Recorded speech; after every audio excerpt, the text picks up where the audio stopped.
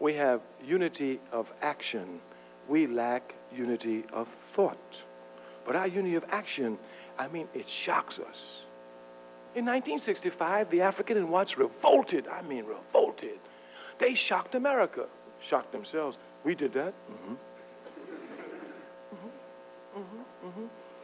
I'm a revolutionary. Making and planning mass revolts is my job. I tell you a secret. I've been doing it a long time.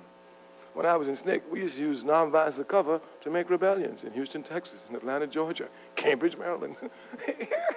I mean, we be just like King, yeah, we nonviolent, we bop him with a... And that's all I do. And if anyone ever came to me and said, we want you to make a rebellion in Los Angeles, I'd really be happy to do that. But I have to honestly tell them that really at this time I can't do it.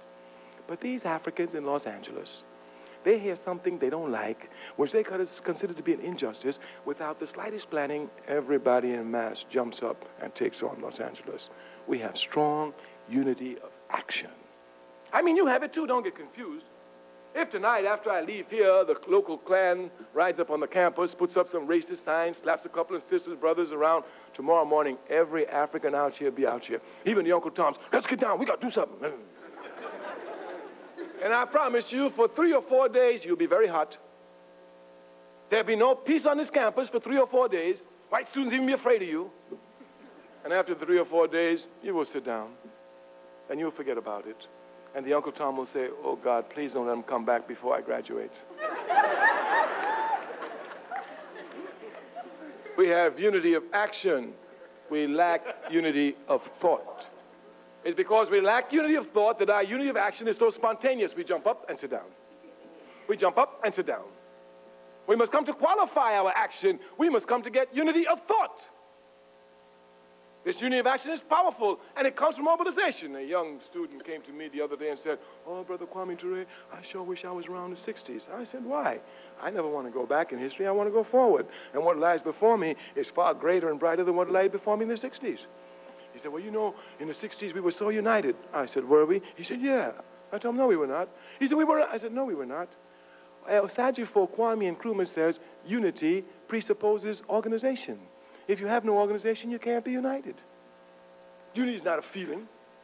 I imagine when the Klan comes up here and you're 3 or 4 days when you're real hot, everybody say, hey, brother, what's happening? Hey, sister, what's happening? Yeah, get down, brother, sister. You think you got unity. Unity is not a feeling. Unity is not an emotion.